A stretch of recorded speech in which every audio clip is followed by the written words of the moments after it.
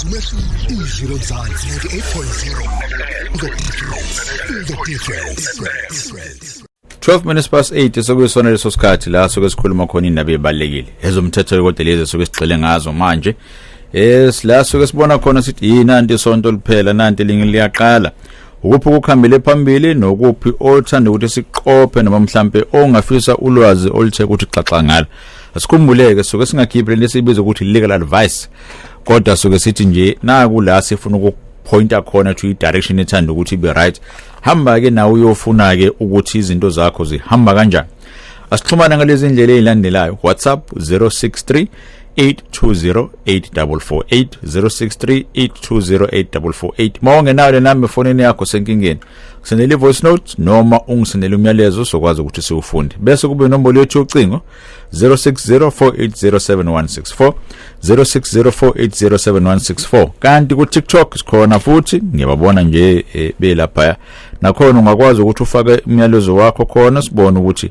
yiphi indlela singakwazi ukuthi siwamukele noma siufunde ngayo esibili Facebook page Ezomthetho noMpumelelo Zikalala uzokwazi ukuthi ube covered lapha ke ngiqale la usezweni sawubona Sawubona baba Mkhuzeni niyaphila kodwa baba ngiyaphila Mkhuzeni ziyaphela ingane kusahamba ngohlelo ngabe usuzwini siyamba ukuthi noma lomeke bakhuzeni baziphatha kahle njengoba nezolo lengalihle nje kahle zizoyibuye esipheleni iphepheni umthethwandaba lo ngiyengifisa impela ngiyengithandaza ukuthi noma kuthiwa bayashayela bazi ukuthi bahamba namagugu yasemzini yabantu so benze show bayaqophelela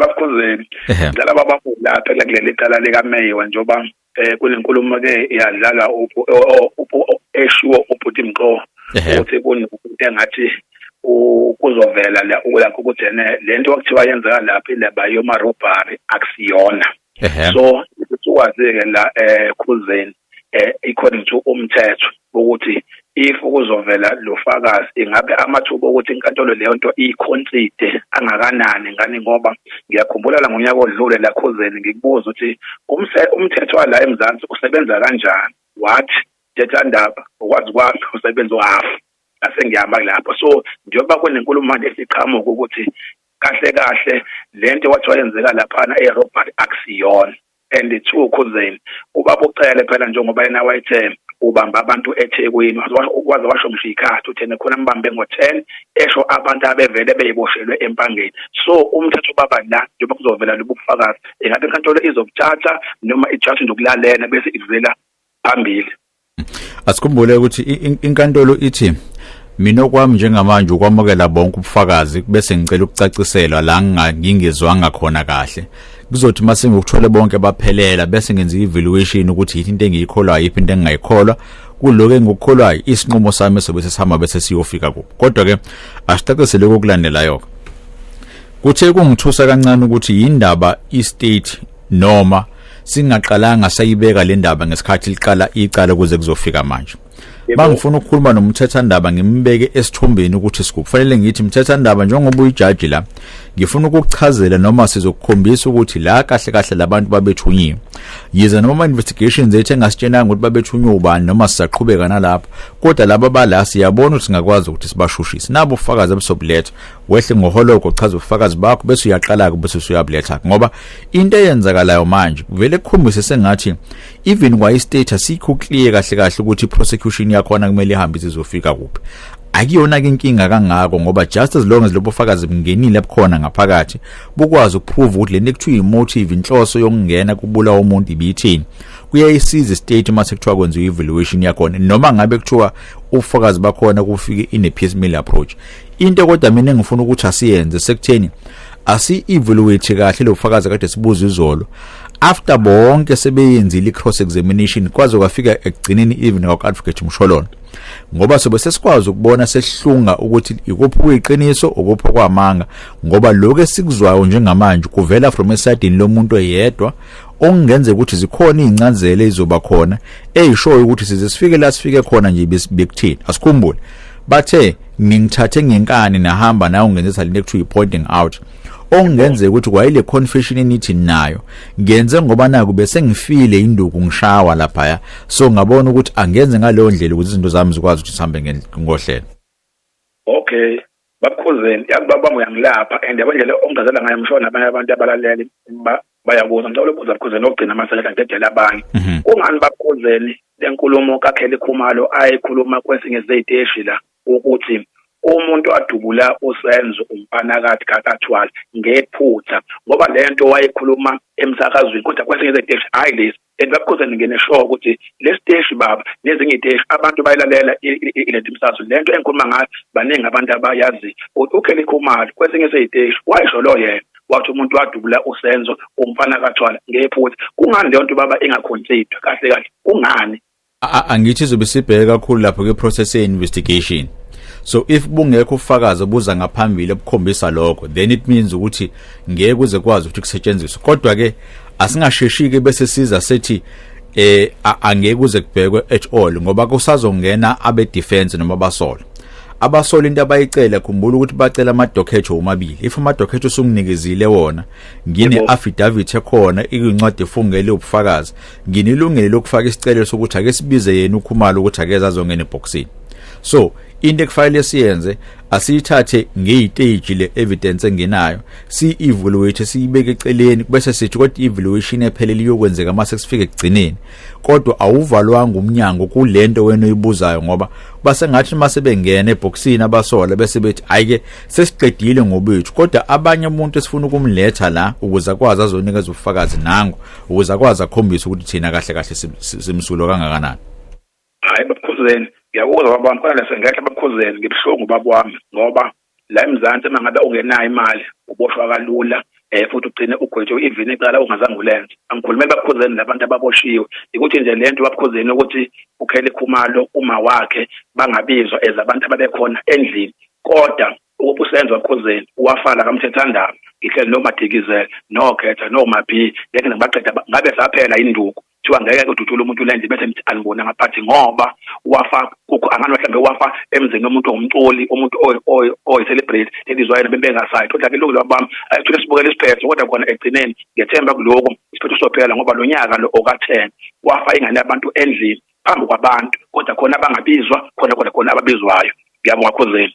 Bonga mina baba ngi optimistic ukuthi kuyothi kuphela lo nyaka izobe siphelele lelicala kuleso bese sibona ukuthi sithini mhlambe ngitopic eyofuna sikhulume ngelinye ilanga le yayi element ye justice siyibona ukuthi ambize ifike kuphi yebo kona asikwazi ukuthi sinikeze wonke umuntu noma khona abantu abazodlula through the cracks kodwa ine kufanele sizame sibone ukuthi sithini ngeke ngiphuthume ngingala ku WhatsApp message uThimbizo good morning ngifuna ukubuza lapha kuzikalala ukuthi mothe ngindli RDP kubiza malini ukushintsha title deed khona uzobe sibiza igama lami uPretty Smith lapha eBrighton. Okay siyibeke kanjena ititle lendlu eRDP noma indlu osukunikezwe uhulumeni wathi uyakupha ngesinye isikhathi iba nama conditions azokuvimba ukuthi ukwazi ukuthi uyitransfer kwezinye uzothola ukuthi kwa title deed leya ayikho ngoba iprocess yokunikeza ama beneficiaries ibingakaphelile. So yes uhleli phakathi endlini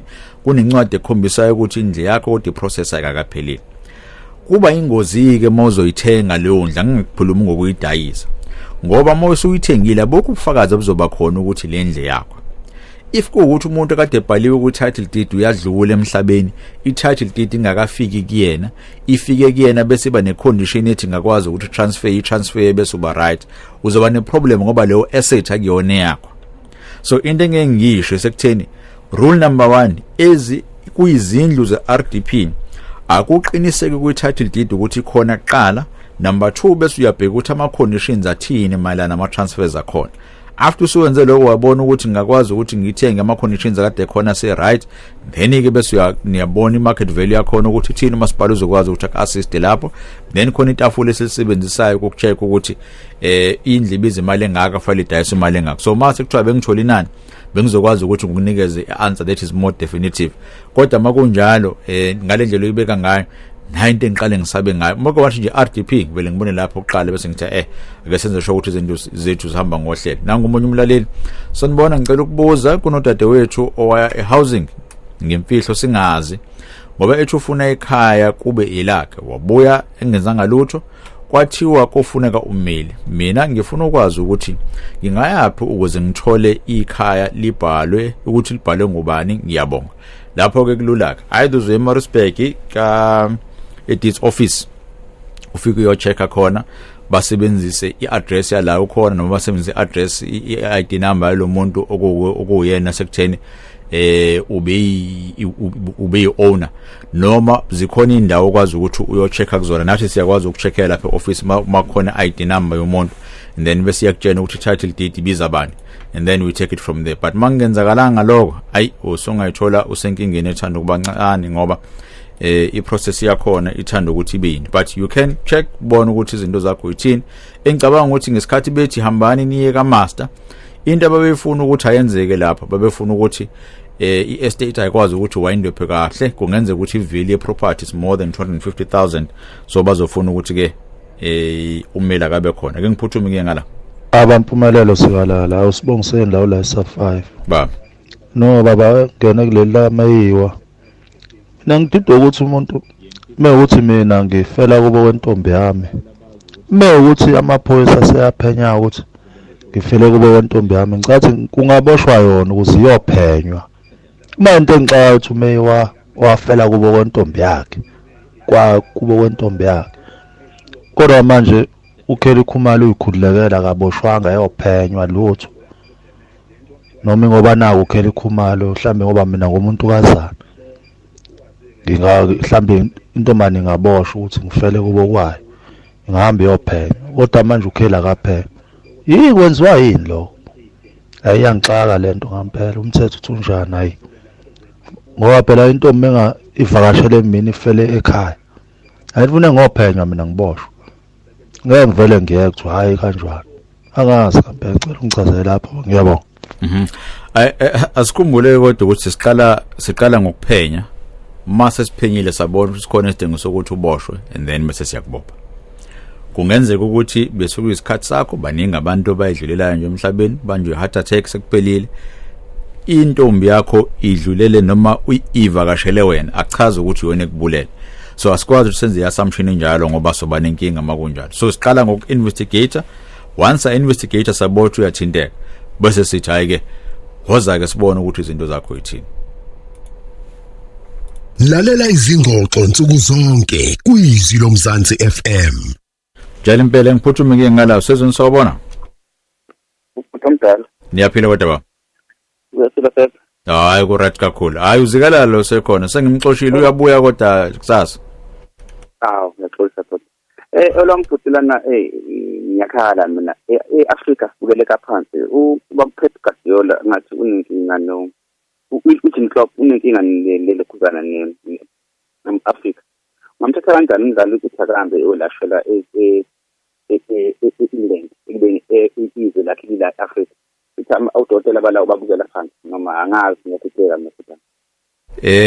Mithi omunye kusuke kuyilungelo lakho ukuthi umuntu amthathile wathi woza uzosebenza ngoba employment contract kahle kahle athi because uqashwe ngaphansi kwami mina ngizothi abantu abasebenzela mina noma bayipart of team yami naku la belashwa khona, because there's a certain level of investment esuke singenile. Ngiyacabanga ke naye bese liba khona ilungelo lokuthi akwazi ukuyikhethela ukuthi kuphi la efuna ukuthi alashwe khona. Omunye umbuzo ke bese uthi sithini ke ngathi bamkhomba ngenkani ngendlela kwenza ngaphela manje nalapha ingende amagame asekhona nala yaqhubeka amagame ase-Africa wabalekile ababalekile wasindlela ngendlela embona ngayo. Sisayine contract phela. I-contract yami ngiyisayinile ithi la i-allegiance yakho oqala kumina before yobheka ezinye izinto. Kodwa ke uthini ke ngalabo president base-Africa nabo abake bathi basebesenkingeni bayofuna usizo lwe-medical ngaphandle kweso?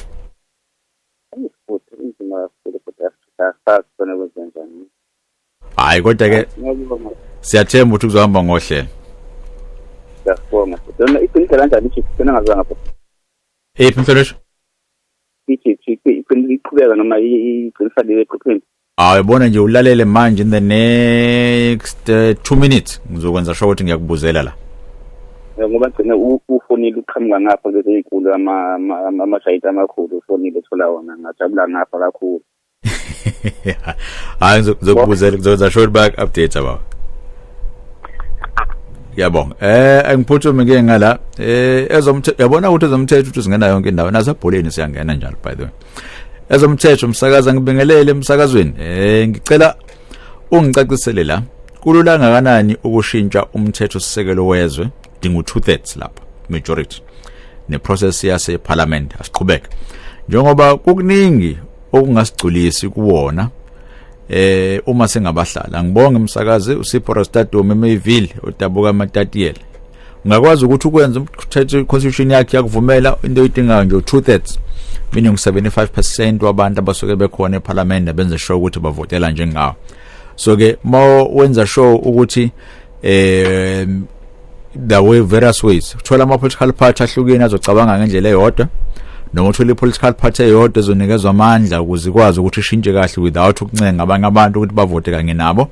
That's the only way uzokwazi ukuthi constitution ayikwazi ukuthi ishintshe ngayo. Makuwukuthi akwenzakalanga lokho awu siyohleze sinayo nje up until izokwazi ukuthi ishintshe. Ke ngiphuthume ke ngala. Sezweni sawubona? Sawubona. Niyaphila mhlonishwa? Hayi ngiyaphila nami. Ngicela ukungena kule cafe. Yes. Yazi kunento strange la. Kunama docket awu2. Udocket number 1 no docket number 2. Mangizwa ngokwendaba. Ngizwa umphathi ka docket number 1 esevumelana no docket number 2. Ukuthi endlini angena ngamuntu. Yet udocket number 2 implicator umseshi lo ugininda. Defeated the end of justice. So it becomes more interesting the mystery because you realize ukuthi ngale nkathi lamaphoyisa wo4 ugininda nalo ayesebenza naye nomthelezi nomakhubo kwakumele basebenzisane ndawonye but kwa-end up sekuvulwa udocket number 2 ngenxa ukuthi la maphoyisa lawo 2 awakwazi uku-access udocket number 1 ngoba udocket number 1 ugodlile ugininda but mangizwa sekuthiwa ugininda uthi engathi angena ngamuntu no mastermind useyamazi. It's strange. Yebo bengithi asiyidedele process up until ibuza ngene ufakazi bonke uma sebungenile bese sokwazi ukuthi siyidissect kahle ngoba from the side of defense bangabuya bese bethi ake siyobheka ukuthi lo docket number 2 uphetheni. Khumbula sathi iqala icala bawucela so banama docket omabili banama affidavits omabili bayayibona iprocess ye investigation ukuthi ihamba iziyofika kuphi. Enye into fanele sikhumbule ukuthi ama investigators angakwenza a investigate ngendlela yawo kodwa it's up to prosecution ezobe sithi yona thina ngoba ithina esimala siphendule enkantolo nayo indlela esifuna ukwenza ngayo khona sokwazi ukuthi sibe right ake nisinike ithuba khona soba right then ke ufakazi bese siyafaka ngendlela esifaka ngayo. So iyona into engithi lo fakazi siloke sibuthola kancane asithathe nje ukuthi siyathatha siyaqokelela sothi mase siqokelile emgodleni wethu and then evaluation siyibone siyenze kahle ukuthi uyisinda kangakanani le information esesibuye nayo. Yazi ke mhlonishwa into strange la mawusukhuluma ngeprosecution umphathi wabashushisi eGoli noShamila babevumelana ngokuthi ngokwe evidence brought before them kuyiqiniso ukuthi endlini ngathi angena ngamuntu ngoko okay so keep information ngamene keep but it's strange but it's interesting. We live in interesting time but let's wait and see. But I'm happy ukuthi le matter isenkantolo and send us understanding the professional ego eyenzakalayo between the state ne-incompetent nani but nje let's wait and see. It's interesting. Ake sithembe kanjalo. Uphinde ufone futhi le information yathi uzoyikhipha sayidinga. Ngiyabonga. Bonke. Isikhathi sakho nje 31 minutes after 8 ake siphuthume singala ngasendabeni size ukuthi basiphatheleni. 30 minutes after 8 sibonge kuyintokazi kaLushozi nakade besifundela isport. Ngiyacabanga ukuthi kade buza ukuthi Egypt idlale kanjani uyitholile impendulo yakhe. Nethemba ke lebafana ngiyacabanga ukuthi uzothi masidlalile yaphindi yawina mase ngikhuluma futhi ngesonto elizayo kuzobe sekuba right. Isikhathi sakho njengamanje 39 minutes after 8. Ngokuthi ungena ngo9 emsebenzini phuthuma ungazitholi usenkingeni. Nansi into esike siyenze from time to time lapha office kuthina la ngiqashwe khona. Sike sibe nabantu esibavulela iminyango sithi woza uzobona ukuthi kusebenza kanjani khona uzobona ukuthi le profession othi ufuna ukungena kuyona isebenza kahle yini. Siphinde ukunikeza update mangabe uyakhumbula last year kukhona amanye ama students esake saba nawo ngithi about 3 kubona babe befunda ugrade 12 ngizokutshena ukuthi ama results akhona ukuthi ahambe kanjani kodwa ngeke ngenze kanje sawubona njani iphilile njani ngiyaphila ayi umuntu akayi introduce khona bezoza malele bakhaya ukuthi sikhuluma nobani ngikhuluma noSibonga wakamqadi namhlanje omunye wabantu abasivakashele lapha kazikayela tennis uyobona ukuthi kuba ummeli kusebenza kahle yini yebo hayi ke sisakuphethe kahle hayi nisangiphethe kahle kakhulu hayi ke nizwele ukuthi yonke into ihamba ngohlelo sithembe ukuthi sophinde sikubone futhi in 5 or 6 years time usuku iprofession sesiphambana nawe lapha enkantolo hayi sobesebenza ndawonye nje okay uqedile ke bengithi ke ngokuthatha nje uzobingelela la khona uzobona ukuthi izinto zethu makuthiwa sizenza kanjani hayi ngijabule kuba la namhlanje hayi ke number 1 I'm happy to be here umsakazo wakho uthandayo izwi lomzansi izumehluko feel the difference yonke sike siyenzekele emlaleli ngiye ngiyenze on a personal level esekutheni nami ngila ngikhona because khona abantu abangivela ama opportunities so ithuba malivele ukuthi sikwazi ukuthi si expose abantu especially youth ukuthi profession ihamba kanjani asikwenze lokho singafocus ezintweni isuke abantu bomnandi phakathi siphinde selivulekele ngithuba mhlambe on the next occasion la sobe sithi khona abanesifiso sokuthi balethe ugrade 12 ababese ababefikileke last year I'm pleased to announce ukuthi baphase bonke yonke ba right ngiyathemba ukuthi bazowathola nama acceptance letter azobe ebesa ema-university. The only thing esengifisa ukuthi sisebenze kuyona kwi-program yethu isekutheni senze sure ukuthi siyakwazi ukuthi si expand kube khona ne-assistance la khona abantu sokwazi ukuthi ba-adopt khona kodwa ke kuyekuthiwa from your mouth to God's ears khona yonke into izohamba ngohlelo engiphuthumile ngala sezweni sawubona wabaleka ke ngithi kanje mhlamba ake ngenze kanje ake kukhumbuze ukuthi sithola kanjani 063 8208448 WhatsApp lo voice note ne message no 0604807164 yini lapho i-call khona uzokwazi ukuthi sikhulume nayo njengoba umlaleli lenzile nje okay and then enye TikTok uzosithola ku Facebook futhi uzophinda ukwazi ukuthi uxhumane nathi sibone ukuthi kuphi la singakwazi ukuthi sicebisane khona sezweni sawubona yebo Zikalala njani phile njani mhlonishwa ngiyaphila no ukhuluma no Phezani Maphumulo mina hayi buya kwanqamuka la usathi nje olwami kayi kwavele kwathi lwaphi buya siyakudinga ukwazi ukuthi ulupho lwakho libone ukuthi lihamba phambili ke ngenze kanje sezweni sawubona yebo wabona ngiphile njani mhlonishwa ngiyaphila umabuza lokhona naye baba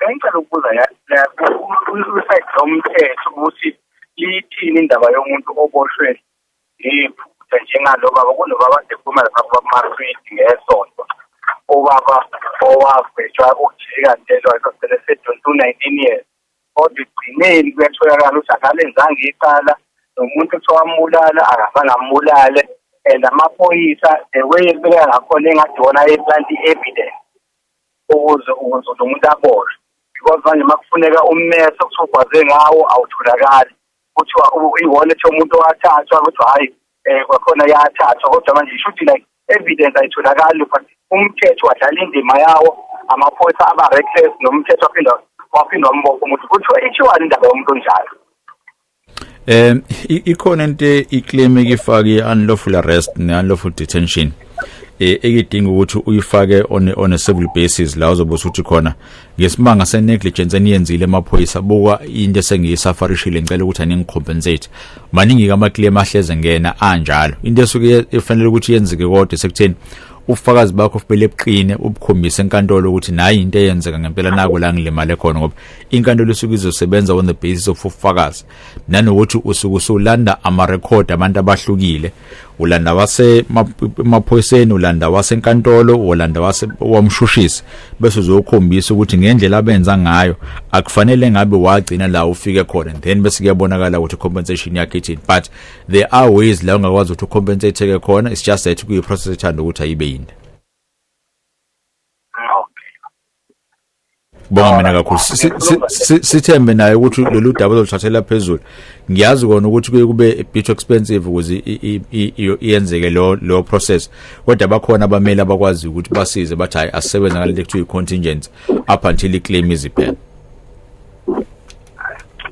sibonge baba sithole ukuthemba mhlambe bengakwazi ukumsiza ngoba laba uzwakane nje ewubaba ongenamuntu ongamsiza empilweni njengalezi ekubeni isikhathi sakhe sesihambe ngempela uyayizwa nje indaba yakhe ekhuluma ukuthi athi akasekho kwa right wayena hayi asithembe ukuthi kuzohamba ngohlela mhlaloshi siyabo isikhathi sakho njengamanje 8:45 15 minutes uzobususele and then bese sithi khumo ake ngiye ngala ku WhatsApp sabona kuzini mina nginenkinga umyeni wami walimala emsebenzini washona ngosuku olulandelayo i-death certificate sabhala unatural death manje i-competition fund ithi ayikwazi ukukhokha ngenze njani ukusizakala okay qala lana hamba uyofuna ama medical records la adlulela khona ubaba masiwatholile ama medical records azosho ukuthi kwangena natural death eyayikhona and then kunama forms asayinwe or death notice no namanye azosangithi mathathu mangaphazama ajwayele ukusayinwa esibhedlela ufike kucheck kuyona ukuthi abhale ubani udokotela wamcertify sithandaza ukuthi lo dokotela usaphila khona uzokwazi ukuthi rectify mistake yakhe and then bese khanjiswa lo processing isihanjiswa kwa home affairs if kuukuthi kwa home affairs kwahanjiswa into right kwa home affairs obhala into wrong then ibona fanele balungise iphutha lapho when all else fails inkantolo kuyofanele ukuthi ubalekele kuyona ukwenzela ukuthi iba compel ukuthi abayishintshe yonke le process ekhona then ke bese siyabona ukuthi iphindile sokwazi ukuthi siyenze ngayo ke ngiphuthu ngiye ngala usezweni sawubona okay what's up sawubona Baba Zikalala is it possible to have a criminal record while ungakwazi waboshwa or your fingerprints taken angeke ngize ngisho ngithi no akukho possible because ama mistakes do happen ngesinye isikhathi system depending ukuthi suke ifeedwa kuphi kanjani khona umuntu ongayithola ama prints akhe asekhona yiye ngithi kubaleke sekutheni hlala nje once in a while noma ngabe kuthiwa uyazazi ukuthi awukaze wenze lutho ukuye nje e-police station ucela bakwenzele i-print out yakho noma uzohamba uye kuma firms akwazi ukuthi awenze iceleni most ama forensic firm bese uthi ngicela ningarenela ama fingerprints ami ngifuna ukubona ukuthi ngithini ngifuna ukubona ukuthi record lami lithini so a record will be there kodwa into ezoba khona ukuthi record libhalweni alizobuya lithi akho lutho noma libuye lithi cha khola okwasola khona wededela noma lithi khola okwagwetshwa mawugwetshiwe wagwetshwa entweni engaka kwahamba kanje nangu omunye umlaleli uthi ngiyabingelela Sizanbo it was a success Emaran Rich High uthi abazali bakhipha imali ukuze bafakelwe izingane kanjalo ufuna 500 awu okay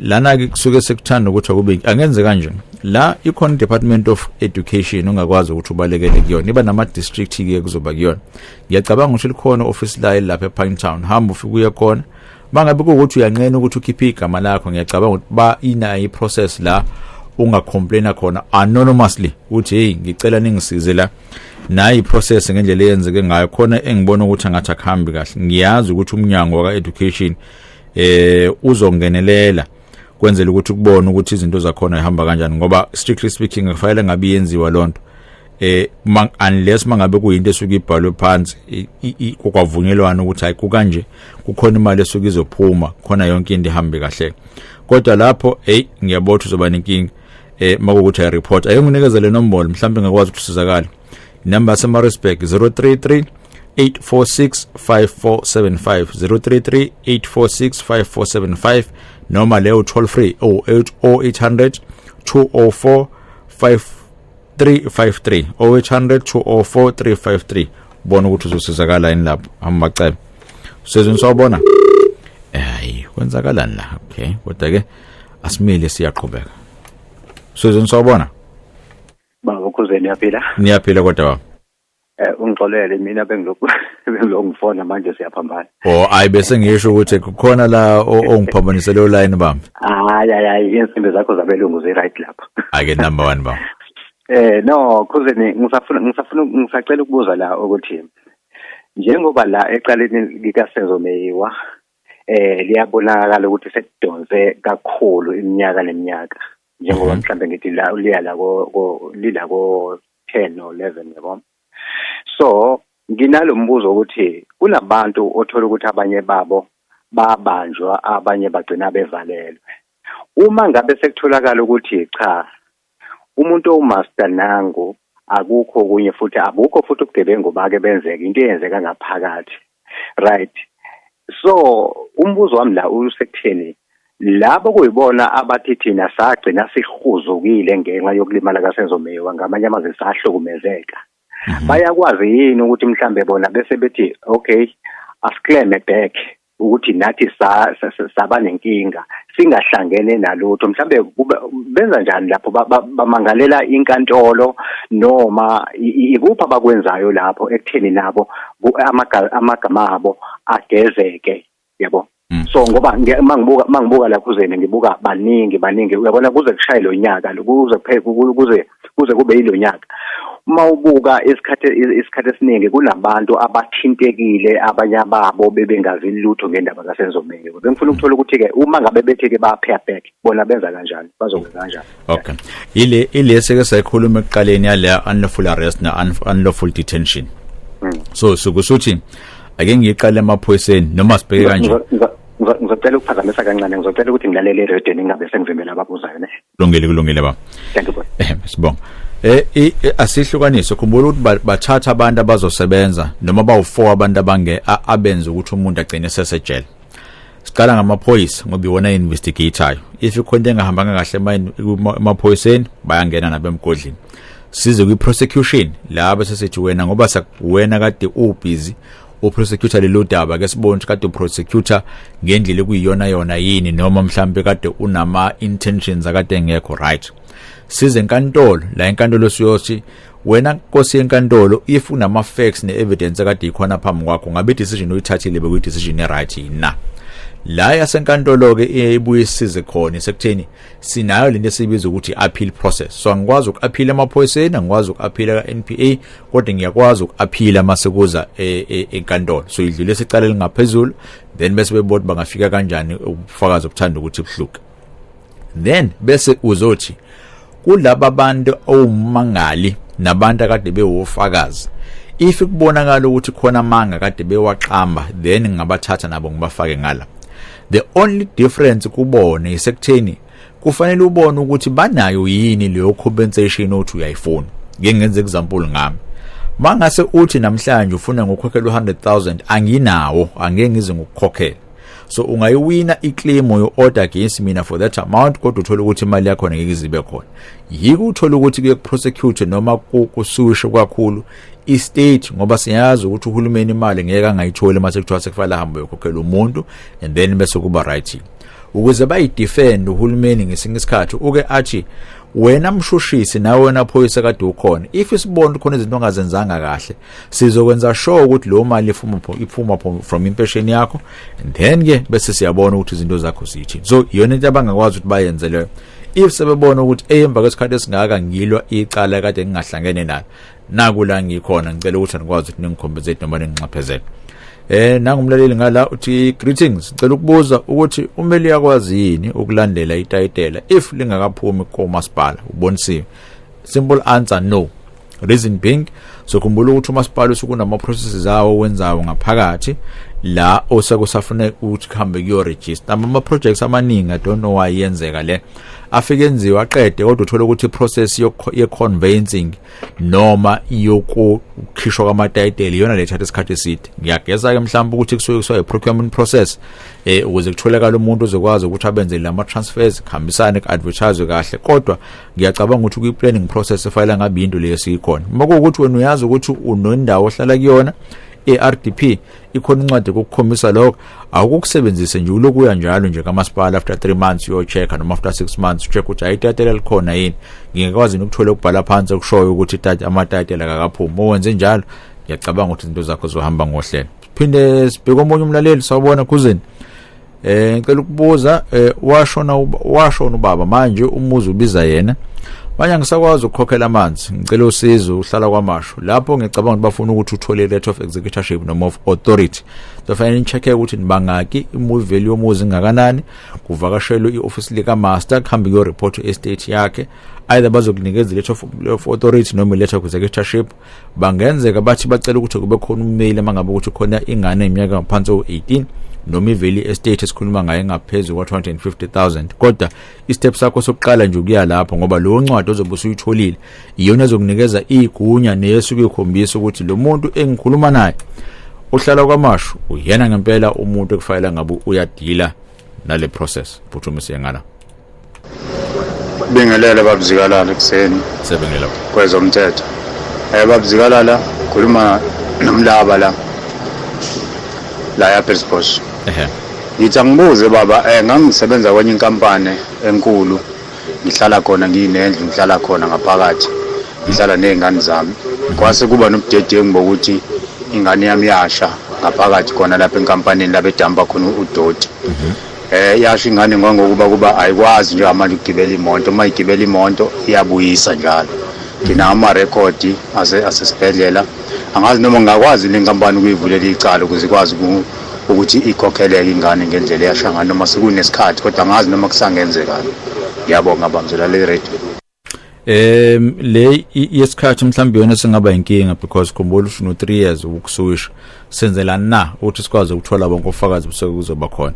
Enye yesibili inkampani izobe sithi noma idefense yayo izobe sithi thina ungasushela for negligence, so la sibe budedengu khona so bese siyangenelela. Kodwa la bese ngekho budedengu noma kunama areas that have been demarcated ukuthi abantu abangeni, then ngiyesikwazi ukuthi sikhokhele lokho because besicacisile ukuthi ama precautions ekumele ukuthi akathathwa abantu ahambaza yofika kuphi. Yiko ke mhlambe ngase kube inkinga kwiclaim yakho, but it doesn't hurt ukuthi uthola umuntu ozokwazi ukuthi advise kahle, evaluate evidence yakho, and then mase checkile bese yabona ukuthi kuphi ngakwazi ukuthi kulungele. Nango omunye umlaleli ngicela ukubuza babuzikelela ukuthi uma walimala kuyidrain yomgwaqo waphuka ithambo kuyenzeka yini? Ngicabanga ukuthi sekudlule isikhathi eside ungamtholanga ozokumela, kodwa ophini basekhona emlenzeni same as the other one. Khumbula 3 years wakho usuphelile yini? Question number 1. Number 2, siyakwazi ukuthi uthole lawo ma-record trade ukuthi kwakunini kanjani ubufakazi bakhona makuthiwa beyahamba benkantolo kuzokwazi ukuthi ubusuffice. If ingenzeka lokho ngiyesi ungakwazi umthola ummeli mhlawumbe ozokwenzela ngecontingent. Thini contingent? Zokwenzela ngeke ngize ngukukhokhise, kodwa kuzothi mase kuthiwa kuphuma whatever money izobe siphuma uzothatha 25% waleyo mali excluding imali yama disbursement, imali yani le.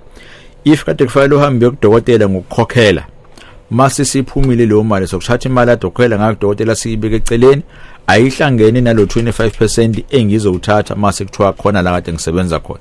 Yokubalekela ukuthi uunderstand leya contingency ukuthi isebenza kanjani.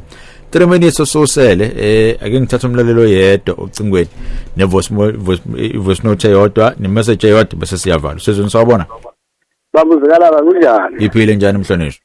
Siyaphila mfowethu. Ngivala ngawe namhlanje kubalalele ocingweni. Awu yezi mkhulu vele mchabalalo village bathanda itiye baba. Hayi iflow yakho. Baba abalaleli maloko behlanganisa ilanja lithiwa uba umtholozi akangeka bemengameli ngoba unani criminal court yini criminal yange criminal record usanda kusentenzo nalast abaningi uMandela wangena kanjani ukuba umengameli kanti wayiphumedele lento ungakwazi ukwahlukanisela. Yes, so khumbula kufanele sicheck ukuthi iphi constitution yayisebenza ngalesa sikhathi. Ngicabanga kwakusakhona lento esibiza nge-interim constitution. I-constitution lesiyisebenzisa manje yangena ngo-1996. So Mandela Baba Mandela ungena ngo-94 and then le constitution ekhona njengamanje ya 1996 yona kafanele siyibheke lapho ukuthi ihamba kanjani. Kodwa leyo ngiyacabanga ukuthi next week ake sithathe the show sidedicate le yona nje khona sokwazi ukuthi sibe covered.